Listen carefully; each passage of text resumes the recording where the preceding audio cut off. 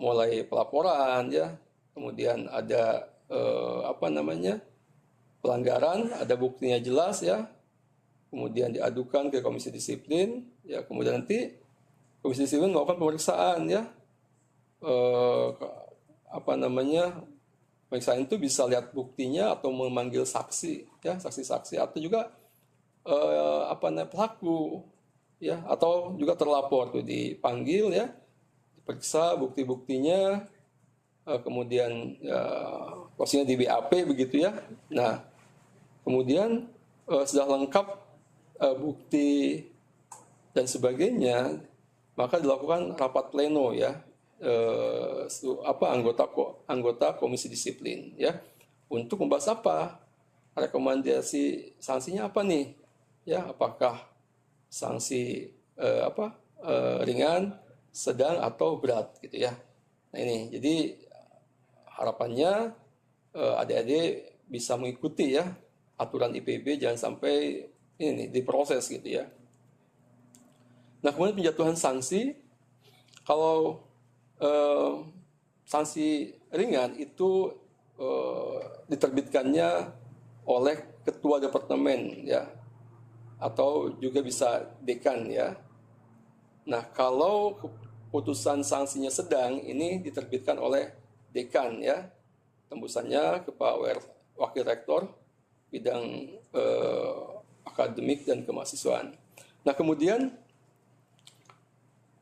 yang sanksi berat nih adik-adik sekalian ya, ini diterbitkannya oleh rektor ya, SK rektor yang diusulkan dari Komisi Disiplin IPB begitu ya, atau bisa hasil usulan dari dekan ya. Jadi kan nanti kalau sedang misalnya nanti kan dari departemennya ke dekanat gitu ya. Di dekanat kalau memang berat ini diusulkan tuh ke Power 1, kemudian diminta untuk direktorat kemahasiswaan untuk melakukan BAP ataupun membuat SK ya, kalau memang sudah final gitu ya, untuk penjatuhan sanksinya begitu ya. Next.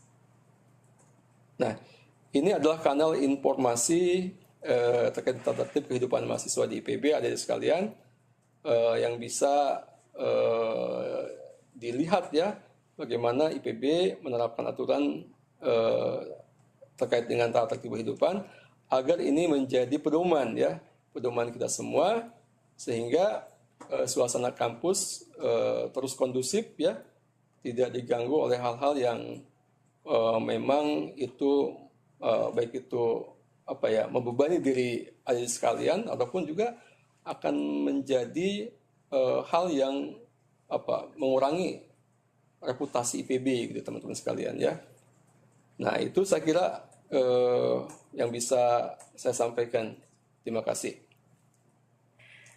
Baik, terima kasih Pak Fatur atas penyampaian materi mengenai tata tertib di IPB University. Tadi banyak banget ya Sobat Dipta yang udah di-highlight sama Pak Fatur, dari ada peraturan rektor yang nomor 3 tahun 2025 sampai kewajiban dasar sebagai mahasiswa dan larangan-larangan yang memang tidak boleh dilanggar oleh mahasiswa IPB University itu. Dan tadi Pak Fatur juga sempat menyampaikan mengenai hak sebagai mahasiswa itu juga sudah diwadahi ya melalui Health Center IPB University. Baik, melihat di kolom komentar ini udah banyak banget Sobat Dipta yang pengen langsung bertanya kepada Pak Fatur mengenai tata tertib di IPB University. Langsung aja pertanyaan pertama dari Hilal Abiyu. Hilal bertanya, apakah mahasiswa memiliki ruang untuk menyampaikan keberatan atau masukan terhadap tata tertib yang sudah dilaksanakan? Mungkin boleh Pak langsung dijawab? Baik, mungkin maksudnya kalau sudah ada sanksi gitu ya? Ya, apakah mahasiswa masih bisa untuk memberikan bentuk keberatan? Ya. Kalau dalam proses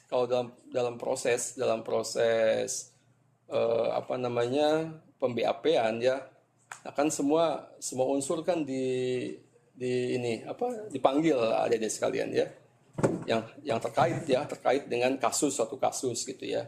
Nah, itu ada terlapor, ada kemudian ada yang pelaku gitu ya, kemudian saksi dan lain-lain gitu ya. Jadi keputusan Komisi Disiplin itu sudah tentu sesuai dengan bukti yang ada ya, sesuai dengan aturan-aturan tadi tata tertib nomor 45 tahun 2025. Jadi tidak akan bergeser dari situ tadi sekalian. Nah, kalaupun misalkan ada agak berat gitu ya, keberatan dan sebagainya, itu pada saat dipanggil bisa diskusi ya, bisa menyampaikan misalkan kenapa melakukan pelanggaran, kan ada alasannya tuh apa gitu ya. Itu kan mungkin nanti akan menjadi bahan pertimbangan dari Komisi Disiplin pada saat akan menjatuhkan sanksi gitu ada sekalian. Tapi kalau sudah sudah dikeluarkan SK, ini udah selesai ya, karena ini sudah melewati tadi ya dari sekalian, dari mulai misalnya kejadian di mana di departemen kemudian diusulkan ke dekanat diusulkan ke IPB, dalam hal ini ke Direktorat Kemahasiswaan ya. Nah, itu sudah tahapannya berjenjang, kemudian Komisi Disiplin IPB yang paling akhir nih akan menyeleksi betul ya, ini yang pasnya apa sanksinya, buktinya valid atau tidak ya, kemudian menurut saksinya seperti apa gitu ya. Itu jadi baru final kita menentukan ya adik-adik sekalian. Silakan kalau memang ya, mudah-mudahan sih tidak terjadi ya. Semoga tidak terjadi. Tidak usah. Nggak usah buat pelanggaran gitu ya Pak. Gitu ya. Nah itu adik-adik sekalian ya.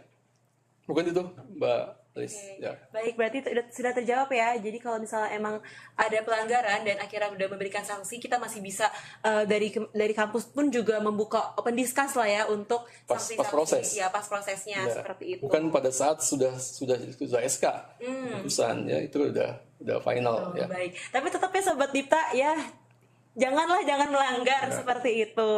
Baik, ini pertanyaan terakhir itu ada dari Husnulia. Dia nanya, Pak, bagaimana IPB dapat membangun kesadaran mahasiswa agar memenuhi tata tertib, bukan karena takut sanksi, tapi memahami pentingnya aturan tersebut? Ya, baik, terima kasih atas pertanyaan ini. Bagus sekali pertanyaannya ya. Nah ini teman-teman sekalian, jadi kedisiplinan itu kan bukan untuk penghukuman ya sebenarnya kan ya. Ya, tapi sebuah aturan supaya kita itu on the track lah ketika kita menjadi mahasiswa gitu.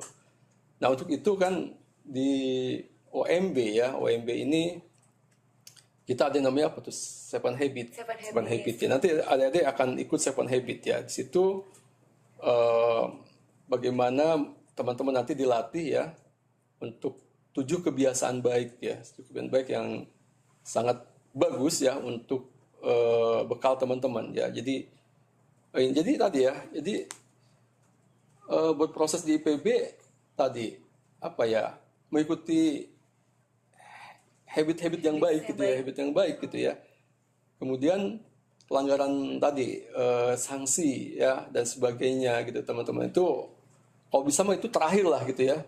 Pelanggaran terhadap kehidupan kampus itu harapannya tidak sampai terjadi gitu ya, kalau kita mengikuti aturan yang ada ya, mengikuti aturan-aturan yang memang ada di IPB gitu ya teman-teman sekalian ya. Tapi tadi kalau mau memperkuat terkait dengan kedisiplinan, nah tolong teman-teman juga untuk membaca peraturan rektor nomor 45 tahun 2025. Kami juga ada video-video pendek ya, reels di YouTube tadi ya, di Ditmo Entertainment tuh bisa perhatikan ya, pelanggarannya A maka sanksinya B misalkan dan sebagainya teman-teman sekalian. Nah itu kan cara kita untuk menjaga ya agar teman-teman berkegiatan di IPB dengan baik begitu ya. Tidak mungkin ya kalau 100% tidak ada pelanggaran, enggak juga ya, karena kalau hasil ya selama ini ya memang ada pelanggaran teman-teman, baik pelanggaran ringan, pelanggaran sedang maupun pelanggaran berat ya. Yang paling banyak memang pelanggaran ringan adik-adik sekalian ya. Tapi tadi kan pelanggaran ringan bentuk sanksinya juga agak-agak ringan gitu ya. Tapi kalau berkali-kali dilakukan bisa sedang, berkali-kali sedang dilakukan juga akan bisa berat gitu ya. Ingat ancaman berat itu bisa dikeluarkan ya, bukan hanya 1 semester 2 semester, bisa dikeluarkan di DO dari IPB ya. Ini tolong diperhatikan ya. Tapi prinsipnya Mbak Alicia, kita mohon ya kepada adik-adik tidak usah takut dengan itu ya, dengan sanksi-sanksi tadi, peraturan dasar ya. Karena itu guidance kita ya, selama tidak melanggar, ikuti aturan nggak bakal kena kan.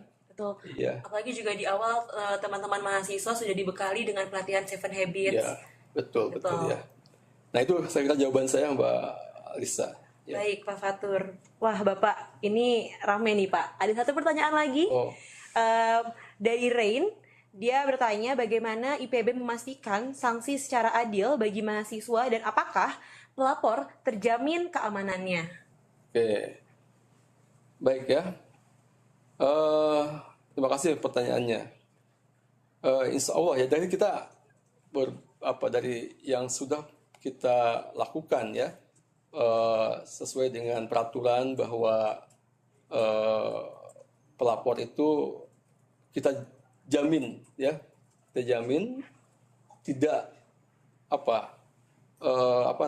tidak sampai namanya itu muncul gitu ya Mbak Alicia ya. Kita jamin aman ya. Jadi adik-adik atau teman-teman yang memang melihat ya sebuah pelanggaran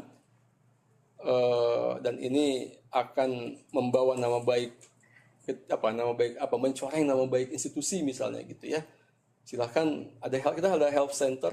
Betul. Ya, dijamin kerahasiaannya adik-adik. Kemudian kalaupun mau langsung misalnya datang ke Direktorat Kemahasiswaan ya, bisa ke saya, bisa ke Pak Arifin atau bisa ke teman-teman di subdit karakter ya, untuk menyampaikan jika memang melihat ada satu kegiatan atau aktivitas atau apapun itu yang tidak sesuai dengan aturan IPB, teman-teman sekalian.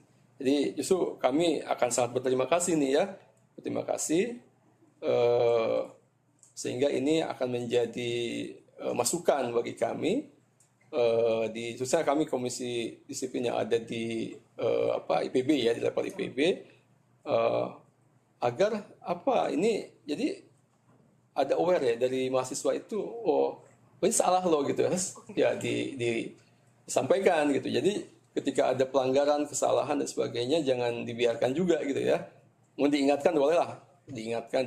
Tapi kalau memang diingatkan juga tidak mempan gitu ya, ya bisa dilaporkan ke Direktorat Kemahasiswaan ya, atau ke help center ya. Help center juga bisa ya, lebih mudah. Dan yang pasti ini ya Pak, data dari pelapor juga pasti bakal aman seperti itu. Jadi buat Sobat Dipta nanti ketika menjadi mahasiswa IPB University, nggak usah ragu, nggak usah takut-takut juga untuk meminta keadilan kepada pihak kampus, karena kita juga udah banyak memadahi dan yang pastinya seluruh data dari pelapor itu terjamin aman seperti itu. Baik, Bapak, pertanyaan tadi menjadi pertanyaan penutup untuk sesi materi data tertib. Terima kasih Bapak atas materi yang sangat-sangat bisa dipahami oleh mahasiswa baru IPB University dan harapannya bisa diterapkan juga ya di kehidupan kampus nanti setelah teman-teman Mahadipta Nabaskara hadir di kampus tercinta kita, seperti itu. Ya, terakhir mungkin ya, mungkin adik-adik saya menyampaikan tadi ya, selamat datang di kampus IPB. Nanti di awal Agustus sudah bergabung baik yang di Darmaga, di sekolah vokasi ya, di Baranang Siang, di sekolah bisnis gitu ya, ataupun yang nanti di Sukabumi ya. Nah, selamat menjadi mahasiswa IPB ini sebuah hal yang kalau saya dulu merasa hal yang luar biasa ya, diterima di salah satu kampus terbaik di Indonesia. Dan jangan lupa jaga ketertiban. Betul. Ya, ikuti SOP yang ada, ikuti aturan yang sudah dibuat oleh IPB. Terima kasih. Bila taufiq wal hidayah. Wassalamualaikum warahmatullahi wabarakatuh. Waalaikumsalam warahmatullahi wabarakatuh. Baik Sobat Dipta, kita akan masuk ke sesi selanjutnya. Ditunggu.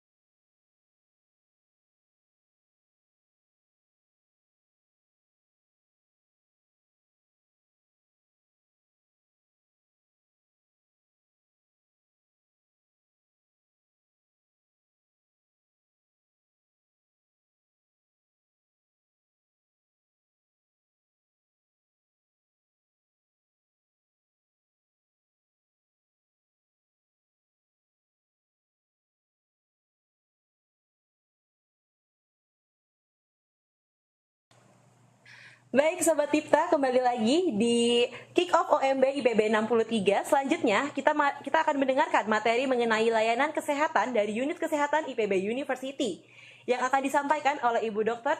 Titik Nurhayati selaku Kepala Unit Kesehatan IPB University. Selamat siang Ibu. Siang. Baik. Ya. Jadi di siang hari ini kita bakal menyampaikan mengenai layanan kesehatan kepada Sobat Dipta, yaitu mahasiswa baru IPB University. Tapi sebelum itu nih Ibu, banyak banget nih yang di sosial media yang beredar nih Ibu. Apa aja sih kebiasaan sederhana yang paling penting dijaga mahasiswa baru agar tidak mudah sakit di awal kuliah? Oke, baik. Selamat pertama-tama saya ucapkan kepada adik-adik mahasiswa yang sudah diterima di kampus terbaik ini, IPB University.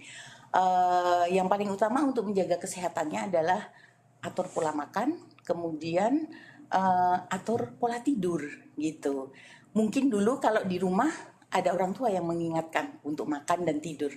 Kalau sekarang karena kita ada di kos ataupun di asrama, kita sendiri harus memaintenance pola hidup ini.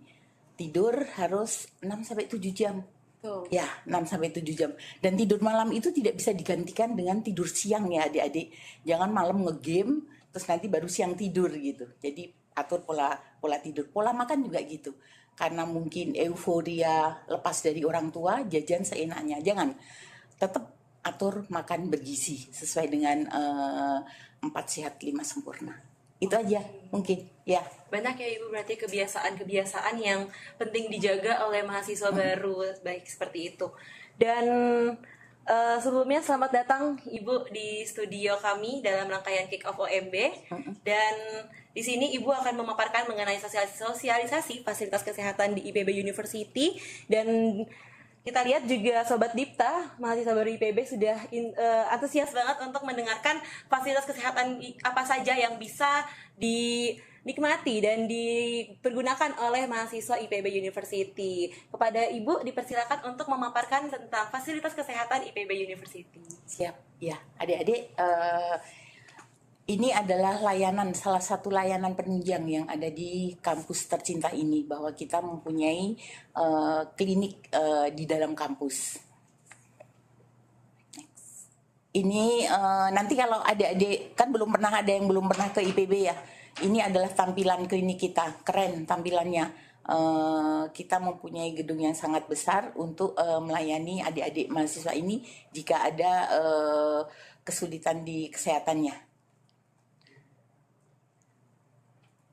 Next, ya ini tagline kami bahwa tiada prestasi tanpa kesehatan. Benar nggak adik-adik semua bahwa kita itu harus sehat sebelum berprestasi.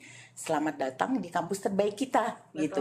Sebagai generasi penerus, kesehatan adalah pilar utama kan ya untuk mendukung prestasi akademik. Klinik IPB akan mengawal aktivitas dari adik-adik untuk belajar dengan layanan prima, terintegrasi dan mudah diakses langsung di dalam wilayah kampus. Jadi tidak perlu jauh-jauh keluar dari kampus. Kemudian kita melayani dengan jaminan layanan bermutu.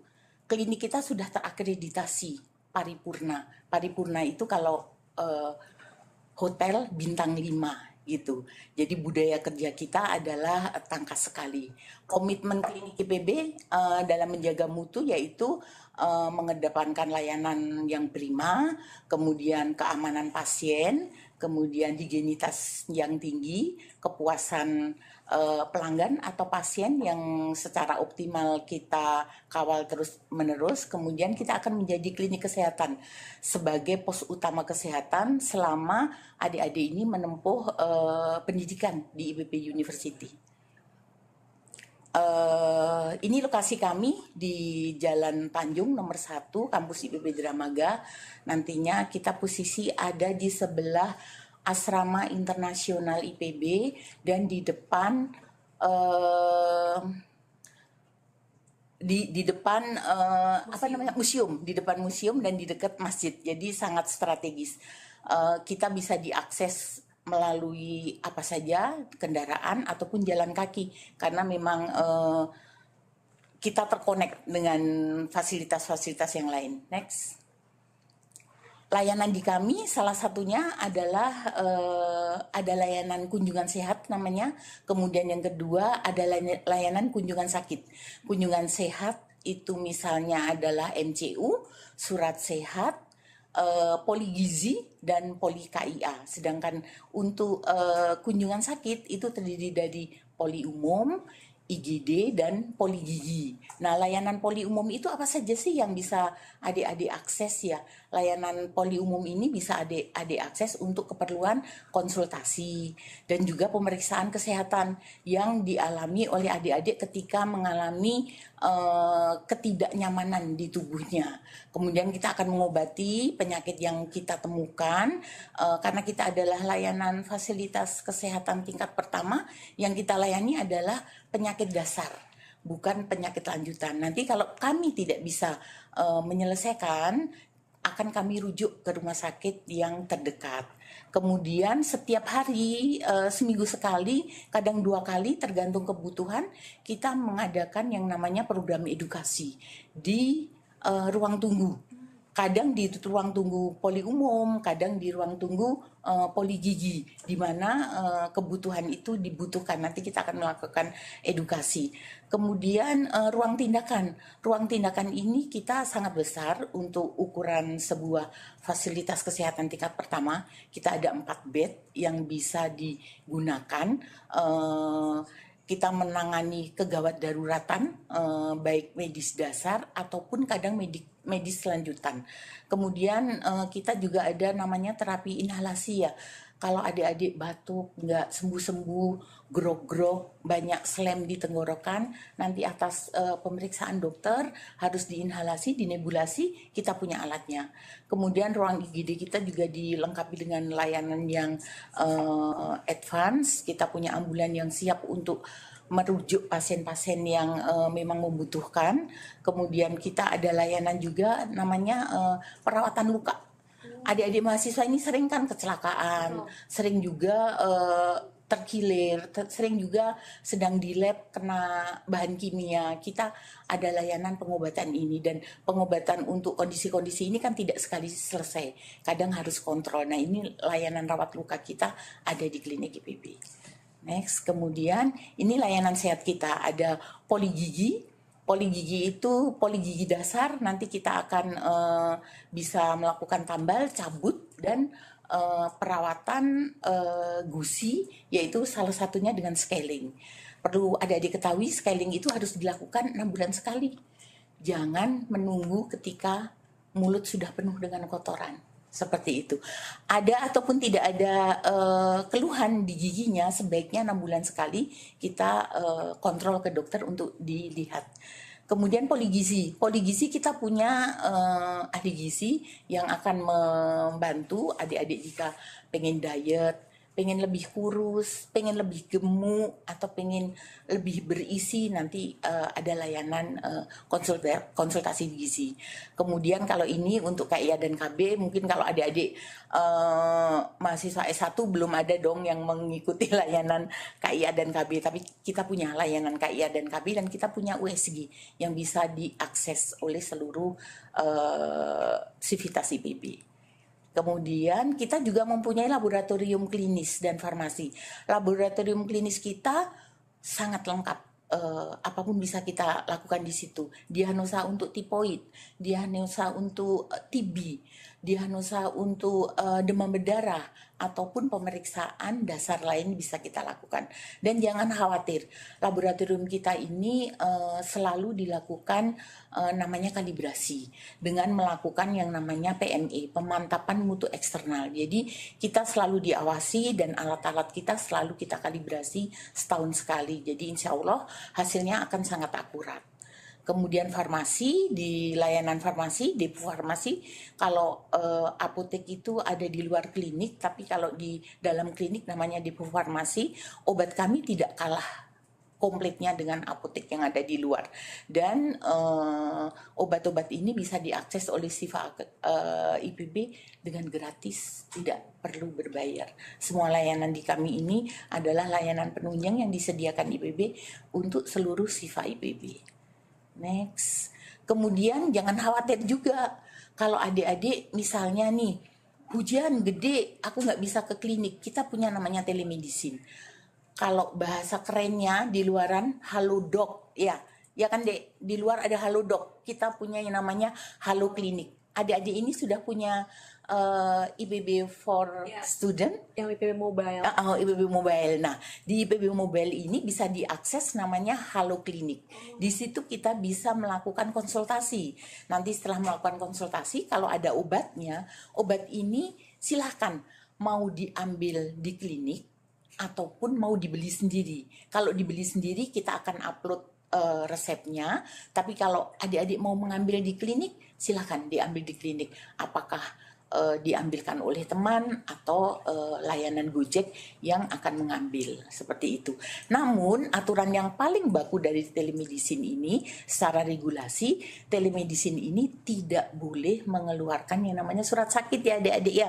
Jadi kalau dengan telemedicine kita nggak bisa mengeluarkan namanya surat sakit. Surat sakit hanya dikeluarkan ketika dokter melihat langsung si pasien dan memeriksa langsung. Kalau secara online tidak bisa gitu.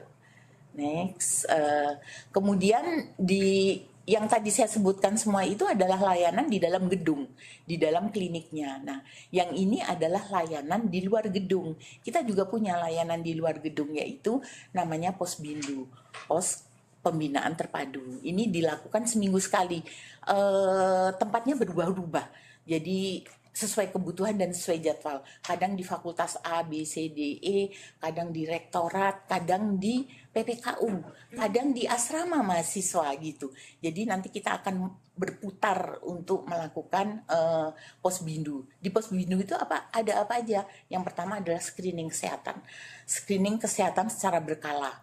Kemudian ada pemeriksaan biometri lengkap. BMI, jadi adik-adik bisa diperiksa dari tinggi badan, berat badan, kemudian visceral, lemak, gitu. Ada di situ semua. Kemudian yang berikutnya ada deteksi dini kesehatan mental. Ini sangat dibutuhkan ya sama adik-adik zaman sekarang nih untuk melihat apakah adik-adik ini siap secara jasmani dan rohani untuk belajar. Karena adik-adik kan sekarang belajar untuk menjadi mandiri, tidak lagi tergantung dengan orang tua, dengan mereka kos gitu. Kesehatan mental ini sangat diperlukan. Nanti kita menggunakan metode kuesioner namanya DASS, yaitu Depression, Anxiety, Stress Skala. Nanti dari situ bisa ditentukan apakah adik-adik ini memerlukan bantuan ahli ataukah hanya karena gaya hidup adik-adik yang perlu diperbaiki.